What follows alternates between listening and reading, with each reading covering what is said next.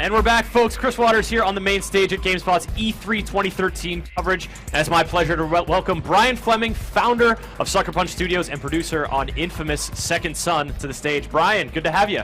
Oh, it's nice to be here. Thanks. Yeah, inFamous Second Son, you guys showing off some very fiery gameplay at the Sony press conference. How has it been to really start to get more information about the game out there and show it off to people? Oh, I think people were really excited about seeing some actual gameplay footage, and so yesterday, we got a chance to show that here in the theaters. We released it online yesterday afternoon, and the response has been really great. So it's been a good show for us. Very cool. All right, well, let's start off. inFamous Second Son.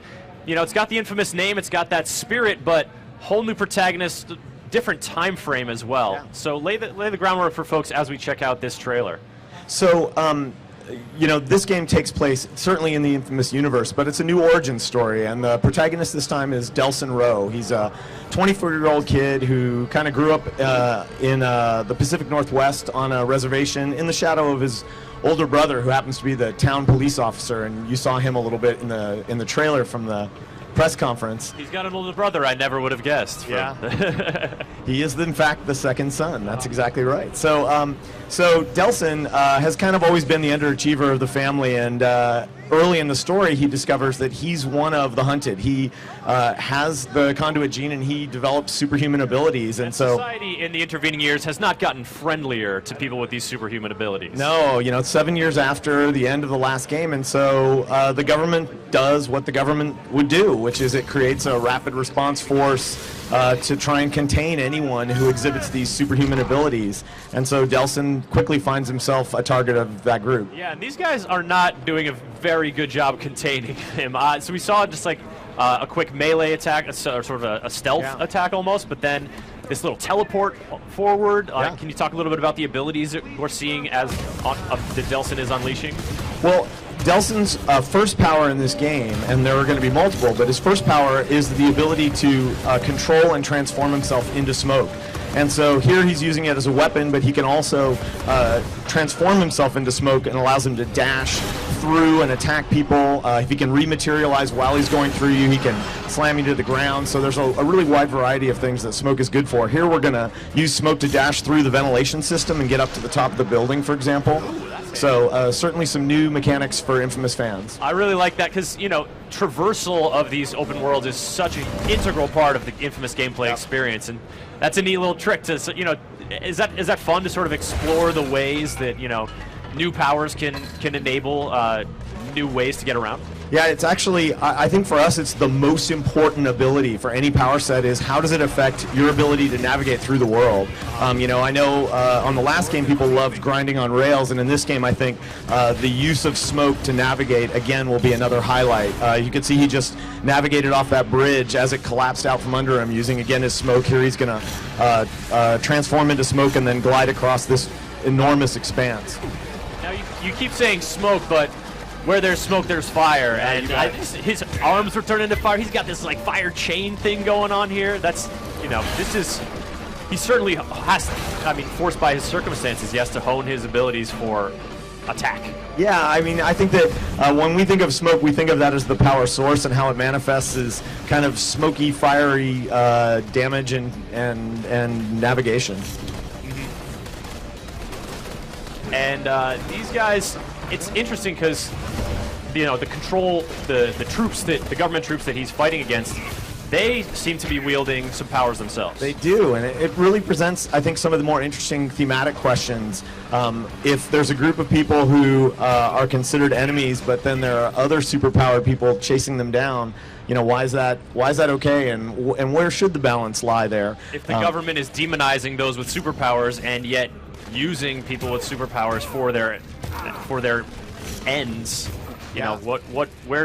where does that moral line lie? Well, I think that for us, I think there's a really interesting set of questions to ask about how much of our freedom should we give up in order to feel more safe and secure, and what are the right balances for governments and citizens to strike on these kinds of issues. And it turns out that it's actually super relevant. It's like literally the front page of the newspaper this week has been questions that are not identical, but certainly very similar to some of the themes of the game. Absolutely thematically relevant to stuff going on here in the U.S. and moral choices and these questions even have been a part of the inFamous series from the beginning. And so will Delsin encounter times where he, you know, like Cole McGrath, has to make decisions, has to choose his path, has to choose how to handle a situation, and there's going to be consequences either way? Well, I think that we think one of the most interesting questions philosophically about anyone who got superhuman abilities is, what would you do with them? Would you use it for good? Would you use it for malice? How would it affect you? Would it corrupt you? Does power corrupt? Yes, I think yes is the answer to that. Well, I think. absolutely, yeah. But I think that we view it as central to the inFamous franchise that the choices you make along the way, they affect the development of the character, they affect the development of the powers, and they affect the progression of the story. And so I think any fans of the inFamous universe should expect a similar style of experience in this game. All right, so we've talked about what in the first game was kind of a karma system. Oh wow, that was a large explosion. The orbital drop. I knew when you put the dinosaur skeleton in there, I knew you were going to destroy it, and lo and behold.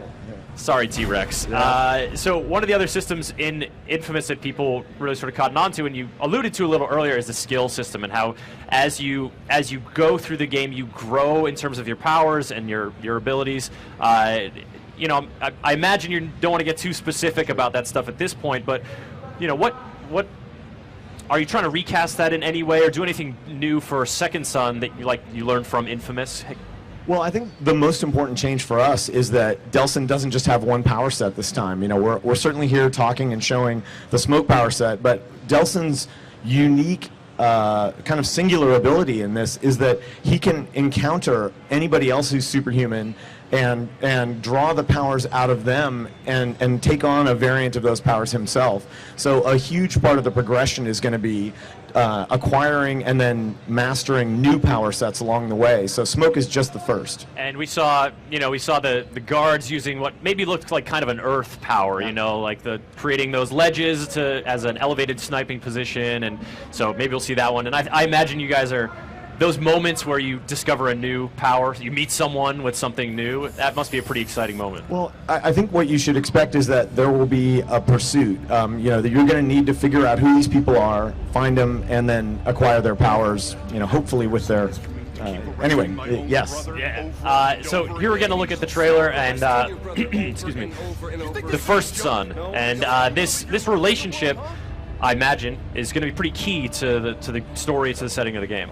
Yeah, Reggie and Delsin's relationship is kind of the central kind of spine of the narrative. And Reggie is he's a police officer, and his brother suddenly becomes an outlaw, and it presents some good conflicts for Reggie and for them to decide how they're going to work together and work out sort of the issues that they have between themselves, as well as solve the core problem, which is getting Delsin the powers they need to go back and take care of their loved ones. To protect him and to protect people they care about. Now, I think that the brother relationship here, in inFamous and inFamous 2, sort of Cole McGrath had his relationship with his buddy, Zeke, yep, if I recall. And Zeke was pretty enthusiastic about Cole's powers. He was like, all right, let's do this. You're a superhero. Interesting that you guys are taking the opposite take here almost. I mean, we're seeing certainly trepidation from Reggie in this, and I imagine that makes things a little more complicated.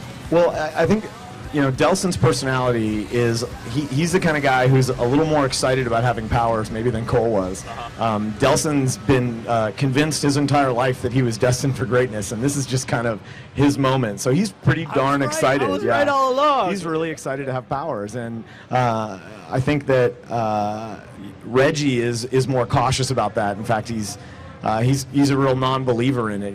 He wants to almost believe in the beginning that his brother can be cured, or it won't happen. It's okay. It's okay. He kind of has to go through that kind of grieving process with his brother. The brother that I knew is no more. I have to incorporate this powerful new truth about my brother, and that can be tough. It can be a journey for Reggie. So I bet. All right, we've got some questions coming in here in terms of. A little power specifics, and it's all right if you can't get in here. Will7578 in the twitch.tv/GameSpot chat is wondering, about power recharge. Of course, Cole, with his electricity-based powers, drew from power boxes, power lines, eventually, and sort of the city feeding him. Right. And that was so much of how you move through, how you use your powers. Similar system with Delsin? I think without going into too many specifics, we'll say it's a similar system this time. All right.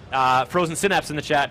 How much stealth are you going to be using? Because obviously that's, Smoke ability to get through vents and Right. to sort of have those quick evasive movements seems to lend itself towards some amount of stealth. Yeah, this isn't a slow-paced game. This is an action game. I think if I was going to say the word I would use is it's great to surprise people, but this isn't a crawling around in the shadows, hiding under cars kind of game. You are out there trying to kick some ass. Some folks wondering about, obviously Cole McGrath and his story came to a conclusion, but this is still a world informed by the events of those games. So will we be seeing some callbacks to those events, some references to the conduit and that kind of stuff? Well, if there are any callbacks, small or large, they certainly wouldn't be something I would give away. I think those are for the fans who love the game and they want to experience it on their own terms. Yeah, guys, so we don't want to spoil it, months and months before we ship the game. That's one of those questions that you kind of think, like, do you guys really want to know the answer to that? Don't you just want to discover it yourself? But we're asking anyway. So question, I just lost it here. It was about, it was a good one. Nuts. Oh, yeah. Destructibility. We saw the dinosaur skeleton. We saw the bridge that he was standing on. That's a huge factor in sort of moving you through the world and combat. What's your guys' philosophy towards how much of this world can be destroyed and what destructibility is good for? Well, I think a big part of what making for us the leap to the next gen console is that we can increase everything. We can make not just things more destructible. We can make the level of detail higher. We can make the particle effects on everything better. We can make the sound. The whole system is HDR sound now, and so I think that's what's so fun about doing a sequel, in the same universe but on a new console, because we can raise our game on so many axes. And that's a really exciting prospect. And inFamous Second Son, one of the next-gen games that's really looking really awesome to me and dazzling people here at E3. Brian, thank you so much for coming on and talking about inFamous and Delsin's new, the origin story for Delsin. When can people do the buying and the playing? The game is in the launch window. It'll probably be available on the first quarter of 2014. Great. Awesome, Brian. Thank you so much. Oh, thanks for having me. inFamous Second Son, ladies and gentlemen. Now we're going to head over to the Tecmo Koei booth with Homer, the intrepid booth tourer, and then we're back here with Pro Evolution Soccer 14.